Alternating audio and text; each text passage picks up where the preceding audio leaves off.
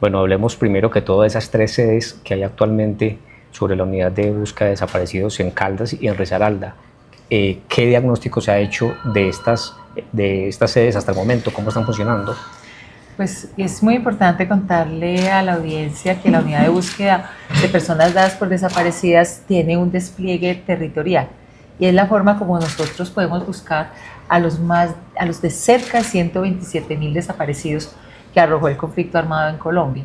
En este territorio en particular tenemos una regional, la regional se llama la Regional Occidente de la unidad, que tiene 3 sedes particulares o 3 oficinas territoriales, una ubicada en Pereira, otra ubicada en La Dorada, Caldas, que no es un secreto, que es un sitio histórico de violencia y conflicto, y en particular de este hecho de desaparición, y en particular desaparición forzada.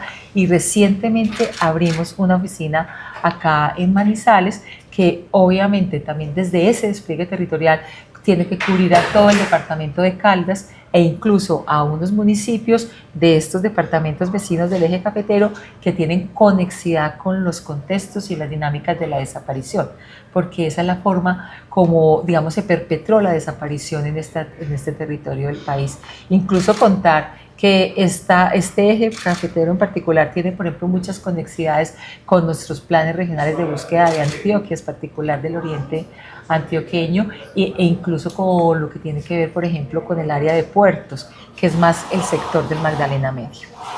Precisamente tocas el tema de la Dorada. Bien sabemos lo complicado que es de esta región, no solamente la Dorada, sino el Magdalena caldense.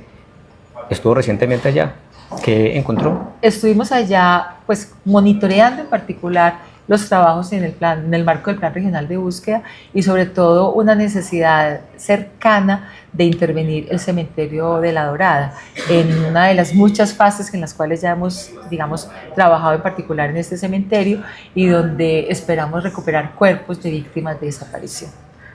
Hace más o menos 6 meses, pude conversar con usted sobre el tema de la ruta buscadora. Digamos, de los puntos que tocamos fue la ruta buscadora. Me dijo que era posible, que iba a llegar pronto a Caldas. Ya vemos que es una noticia que es positiva para estas personas que buscan a sus familias.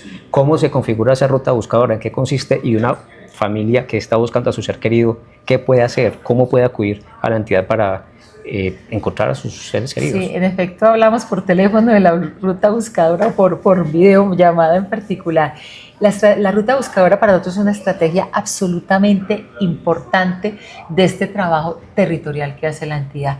Es una forma como la unidad de búsqueda ha encontrado que tiene que descentralizarse, por decirlo de alguna manera, llegar a municipios, a corregimientos, a lugares donde la entidad es difícil que llegue por sus oficinas territoriales o llegue de manera permanente, porque igual de nuestro trabajo territorial encontramos que hay muchas salidas a municipios que tienen particulares, pues, digamos, necesidades en materia de búsqueda. La ruta de buscadora es una oficina itinerante. Imaginémonos eso como una oficina con profesionales, con investigadores, con personas que, digamos, saben hacer la búsqueda y desarrolla varias acciones. Entonces esta ruta parte de un municipio en particular y empieza a recorrer sitios como una muestra en particular de las acciones que tenemos que hacer de pedagogía para la búsqueda, que se reconozca ese mandato que tiene esta entidad, que personas que nunca han tenido la oportunidad, por ejemplo, de poner en conocimiento del Estado o de las autoridades competentes que tuvieron o sufrieron mejor un hecho de desaparición en sus familias, lo puedan contar. Nos lo cuentan a través de una herramienta que se llama una solicitud de búsqueda.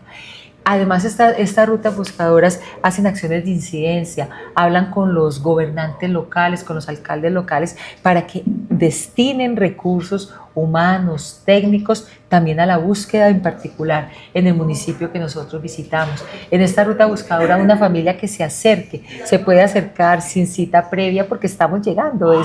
Insisto, es una estrategia itinerante a que se le tome una muestra biológica, que es tan importante para construir los perfiles genéticos y después hacer, digamos, esos match o esos cotejos para saber si corresponde a la persona desaparecida o no, al ser querido desaparecido. La ruta buscadora también es un escenario muy importante para que, por ejemplo, personas que participaron directa o indirectamente en las hostilidades se acerquen a la unidad. Nosotros establezcamos un contacto con ellas y hagamos una ruta de búsqueda específica con ellas, una ruta de aporte se llama. ¿Por qué? Sobre todo facilitado por este mandato humanitario y extrajudicial que tiene esta entidad. Es decir, lo que hace esta entidad es buscar personas desaparecidas, no busca culpables, no estigmatiza. Nuestra búsqueda es una búsqueda absolutamente imparcial, es una búsqueda para todas y todos sin excepción. A nosotros nos importa el rol que pudo haber jugado la persona desaparecida en el contexto del conflicto armado. Eso para nosotros es transparente. Para nosotros lo importante es buscar y encontrar. Insistimos, desde un mandato humanitario y extrajudicial, que su principal propósito es ayudar a aliviar el dolor y el sufrimiento de las familias que por 20, 30, 40 años han buscado a sus seres queridos desaparecidos y quieren tener alguna noticia. Ojalá que la noticia que le podamos dar como entidad es que su ser desaparecido lo encontramos con vida, porque hemos encontrado personas con vida. Ojalá, y sobre todo el efecto reparador y restaurador que tiene eso. En otros casos, desafortunadamente, podemos entregar solo sus cuerpos a esas familias, pero que también es un acto de dignificación y de reconocimiento de la existencia de esa persona desaparecida. Y cuando no podemos hacer ni lo uno ni lo otro, porque la complejidad de la guerra fue tan extrema en nuestro país, al menos darle una noticia sobre lo que pasó. Nosotros lo llamamos como informar a la noticia sobre la suerte de su ser querido, que también les permita cerrar esos ciclos de dolor y sufrimiento. Tomando las experiencias en otras regiones precisamente sobre esta ruta buscadora y aterrizándolo en Caldas, de pronto ha sido posible como punto de partida para hallar otros puntos de interés forense, o no se ha llegado a esas instancias? Esa pregunta es muy interesante, porque inclusive en la ruta buscadora del año pasado, sobre todo los aportantes de información que tuvieron la oportunidad de acercarse a la ruta, nos hablaron, nos ubicaron, nos señalaron algunos sitios de interés forense, que los sitios de interés forense son de una gran variabilidad. Todos pensamos que los sitios de interés forense solo son los cementerios, pero también tenemos sitios de interés forense a campo abierto, tenemos sitios de interés forense, por ejemplo, en los ríos, que los ríos fueron sitios de arrojo de cuerpos en nuestro país. En fin, la variabilidad. Y en el recorrido que seguramente haremos por el departamento de Caldas, por algunos de los municipios y otros, porque esta ruta buscadora de este año va a recorrer cerca de 119 municipios, vamos a tener esa oportunidad de acopiar esa información, solicitudes de búsqueda, quiénes fueron los desaparecidos, dónde pueden estar, que son los sitios de interés forense, pero también esos contextos y dinámicas en que ocurrieron esas desapariciones en ese territorio en particular. Bueno, recientemente vimos, primero fue el tema de la escombrera, digamos ese choque que hubo con la JEP sobre no autorizarlos a ustedes a participar en esta búsqueda, y hoy nos damos cuenta de que también ellos dieron unas órdenes frente a esa posibilidad de que la unidad de búsqueda esté como algo apartada de eso. ¿Qué fue lo que pasó frente a esa situación? Pues fundamentalmente lo que siempre señalamos y en aras de la justicia decimos, la unidad de búsqueda no tiene en realidad conflictos ni dificultades gigantes, por decirlo de alguna manera, con la Jurisdicción Especial para la Paz, que para nosotros es una institución hermana, hace parte del Sistema Integral para la Paz. Tenemos un mandato constitucional y legal de trabajar de manera armónica, articulada y complementaria para cumplir cada uno los fines para los cuales fue creada. La jurisdicción en su marco de justicia transicional y nosotros para buscar y encontrar a los desaparecidos. Hemos tenido dificultades con un par de despachos en el entendido de que nos están excluyendo de algunas medidas cautelares o han emitido algunas órdenes que de alguna manera afectan la búsqueda. Algo que estamos tratando de resolver desde el entendimiento que cada uno tiene que tener y cada entidad debe tener de su mandato y de su competencia. hacia dónde van sus funciones, hacia dónde van sus obligaciones, pero para nosotros lo más importante, hacia dónde debe ir la respuesta concreta y real del Sistema Integral para la Paz con las víctimas de este país y en nuestro caso particular, con las víctimas de desaparición que están esperando una respuesta efectiva del Estado. Y precisamente, tocando ese último tema, esas víctimas que están buscando a sus seres queridos, nosotros podemos ver que son luchas de muchos años intentando encontrarlos. Afortunadamente algunos los han encontrado con vida, pero pues otros pueden acudir a una ceremonia con sus osamentas. ¿Cuál es ese llamado que se les hace pues a los ciudadanos para que acudan a ustedes como un medio de búsqueda de sus familiares, pero también al Estado para que entienda que se les debe aportar más, que el tema económico es difícil, es complicado? Creo que eso también es algo de lo que se ha venido debatiendo mucho últimamente, y es que siempre van a faltar recursos para esa búsqueda. Sí, son dos puntos, digamos, que hay que tratar en esta pregunta. El primero, lo compleja que es la búsqueda. Y nosotros hablamos de lo costoso que es la búsqueda.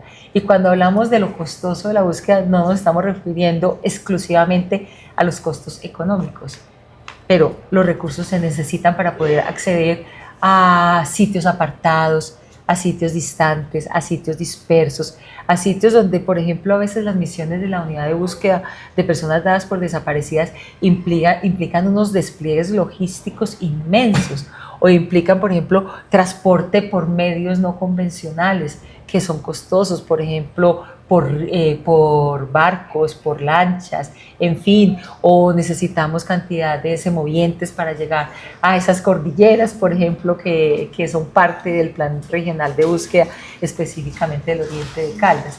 Entonces, por eso andamos en una incidencia muy fuerte con el gobierno nacional, justamente con el Ministerio de Hacienda, para que se reconozcan esas necesidades particulares de la búsqueda y que tiene que ser fortalecida, inyectada. Hay que darle un músculo financiero muy importante para atender las demandas de la búsqueda, que va no solo por las acciones en campo, por las acciones de prospección o de exhumación, como lo conocen las personas comúnmente, por toda la investigación humanitaria y extrajudicial, por todo el trabajo que tenemos que hacer de acompañamiento a las víctimas, de involucrarlas en el proceso de búsqueda, de que participen activamente. Eso, digamos, va por un lado, y seguimos en esa incidencia para que los recursos de la unidad se aumenten, se fortalezcan en pro de tener mucha más capacidad para atender las necesidades logísticas, humanas, económicas, financieras, en fin, todas las de la búsqueda.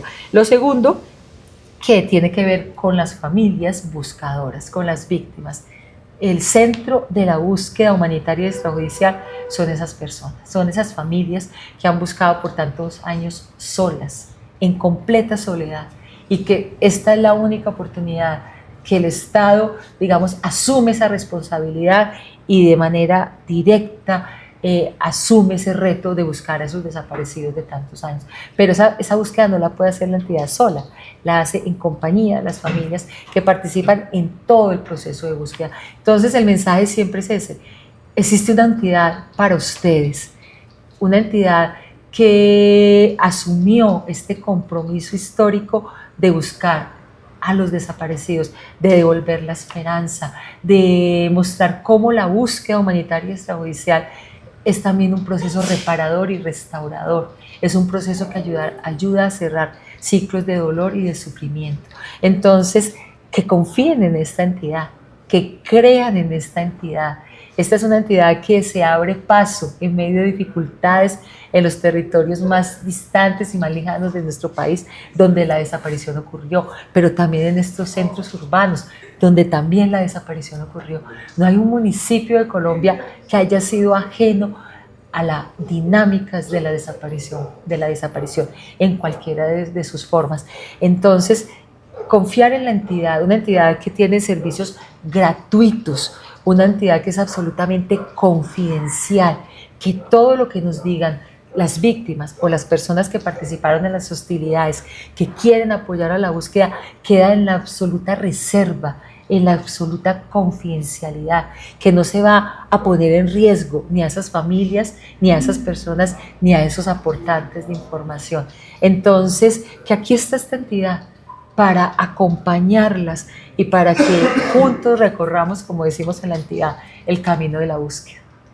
El tema del universo, la cantidad de víctimas desaparecidas, creo que somos testigos quienes hacemos seguimiento de la VPD que constantemente está variando, creciendo más bien. ¿Cómo está Caldas actualmente y cómo está el eje? ¿De cuántos desaparecidos estamos hablando en este sector? Pues para empezar hay que hablar que estamos buscando a cerca de 127.000 desaparecidos en el contexto del conflicto armado, desapariciones que ocurrieron antes del 1 de diciembre del 2016, que es nuestro margen temporal de trabajo, y eso no quiere decir que no ocurran desapariciones después de esa fecha, porque siguen ocurriendo en Colombia. Sabemos que el conflicto no ha cesado, que el conflicto persiste. Es más, el CICR habla de 8 conflictos activos todavía en el país, solo que estas búsquedas después de este periodo de competencia pues tienen otra ruta, que es la ruta judicial y la ruta pues prácticamente con la Fiscalía General de la Nación. Eso para empezar, pero también que ese dato es absolutamente subregistrado. Estamos totalmente convencidos que son muchos más. Nosotros lo vemos en nuestro trabajo en los distintos municipios, no solo de Caldas, no solo de Risaralda, no solo del Quindío, sino de toda Colombia, cómo llegan solicitudes nuevas que nunca fueron puestas en conocimiento o de la Fiscalía o de Medicina Legal o de cualquier otra autoridad competente. Eso, digamos, gracias también al posicionamiento que como entidad vamos adquiriendo en los distintos lugares. Caldas en particular es un departamento absolutamente complejo para la búsqueda. Aquí estamos hablando de que tenemos cerca de 2.500 personas en nuestro universo de búsqueda. Es imaginarnos un municipio pequeño de Caldas que pudo haber sido arrasado por la desaparición. Y eso como para entender la magnitud de la desaparición.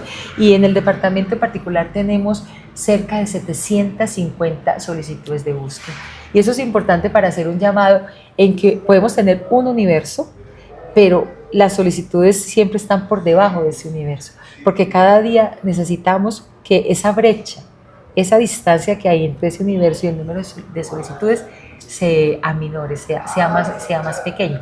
La solicitud para nosotros es una familia concreta, es una familia con que la entidad ha entrado en interacción, ha entrado en diálogo, ha empezado con ellos este proceso complejo de búsqueda, pero un proceso que también afortunadamente en nuestro país está dando resultados. Ya la entidad, por ejemplo, en lo particular en Colombia ha podido recuperar cerca de 3.000 cuerpos, ha podido entregar dignamente a sus familias cerca de 500 personas, pero lo mejor, ha podido encontrar con vida cerca de 220 personas. En el departamento de Cali, y sobre todo en el marco de nuestros planes regionales de búsqueda de este departamento, hemos recuperado cerca de 114 cuerpos y hemos podido entregar dignamente cerca de 18 personas. Digamos, datos que seguramente se van a incrementar de una manera significativa, sobre todo desde el énfasis que como entidad le hemos dado a fortalecer los procesos de identificación. Y para la unidad de búsqueda de personas dadas por desaparecidas en particular, este año lo hemos llamado el año de la identificación. Es nuestro reto fundamental. Hemos recuperado muchos cuerpos, pero el reto mayor es identificar esos cuerpos, darle a esos cuerpos un nombre, una identidad, y eso hace parte de ese proceso también de dignificar a esas personas, de reconocer su historia, de reconocer su memoria. Y hablando también del tema de las familias buscadoras, las madres buscadoras han cobrado mucho protagonismo este año, incluso pues con esta ley que las está apoyando. ¿Cómo asumen ustedes esa designación hacia ellas, darles esa importancia que se merecen? Y pues bueno, nosotros aquí también tenemos el ejemplo de las madres buscadoras del Magdalena Caldense. Del Magdalena Caldense, de Salamina, de una cantidad de territorios donde las mujeres, en particular, nosotros decimos las mujeres, no todas las buscadoras son madres, son esposas, son hermanas, son hijas, Entonces nosotros en particular hablamos de las mujeres buscadoras y hacemos un gran reconocimiento a esa lucha, a esa resiliencia y a esa resistencia que han tenido por poner en la agenda pública la búsqueda de sus desaparecidos, pero por buscar y encontrar ellas mismas a través inclusive de la creación de metodologías propias de búsqueda. Cerca del 70% de las personas que buscan con nosotros de familias son mujeres buscadoras. Es importante la ley que mencionas porque también les reconoce una dignidad, les reconoce su lucha histórica y también algunos beneficios justos, lógicos, por haber dedicado toda su vida al proceso de búsqueda. En particular nosotros tenemos unas responsabilidades tangenciales, si se puede llamar, en el marco de la ley de mujeres buscadoras, sobre todo en lo relacionado pues, con pedagogía, con entrenamiento de las mujeres, pero sobre todo en el registro de mujeres buscadoras. ¿Quiénes son las mujeres buscadoras de nuestro país y darles en particular ese estatus de mujer buscadora? Y en segundo lugar, contarle que como las mujeres o las familias que buscan son el eje central de la unidad de búsqueda de personas dadas por desaparecidas, nosotros también hemos desarrollado una estrategia que para nosotros es muy importante, que se llama la Red de Apoyo Operativo para la Búsqueda. Es darle unas condiciones distintas de participación en el proceso de búsqueda a todas estas mujeres que han buscado, insistimos, solas por tantos años. Me estaba saltando un tema importante, la búsqueda inversa, que también es una estrategia muy curiosa, llamativa y que ha permitido incluso aquí en Caldas que personas encuentren con vida a sus familiares. ¿Eso cómo funciona? Exacto, estamos hasta muy cercanos a que en el marco de búsqueda inversa hagamos una entrega digna de una persona. La búsqueda inversa es algo tan sencillo. El Estado, después de tantos años de guerra, de tantos años de conflicto, personas que pronto fallecieron, las identificó por los métodos científicos de identificación, en especial por los métodos dactiloscópicos, identificó a esas personas. Pero ¿qué pasó? No estaban las familias, no encontró ninguna familia para entregarle esos cuerpos. Entonces el Estado, como el Estado es el custodio de sus ciudadanos, por llamarlo de alguna manera, esas personas que identificó, que murieron en el conflicto y que las identificó, las tuvo que poner en custodia en algunos cementerios del país. Y precisamente ahora estamos buscando, pero jamás encontró a una familia para entregarle y devolverle ese cuerpo. Entonces, en la búsqueda inversa, lo que hacemos es buscar a las familias. Es como si el desaparecido no fuera esa persona que tiene el Estado, sino la familia que no sabemos dónde está. Entonces, la búsqueda inversa hace ese ejercicio. Es un rastreo por todo el país de buscar la mamá, el papá, el hijo, el hermano, el compañero de esa persona y lograr ya entregarle y devolverle ese cuerpo que estuvo bajo la custodia del Estado por tantos años. Esa es la búsqueda inversa. Nosotros siempre decimos que es un ejercicio que Medicina Legal hacía desde muchos años atrás y que ahora lo vemos muy pertinente de seguirlo fortaleciendo.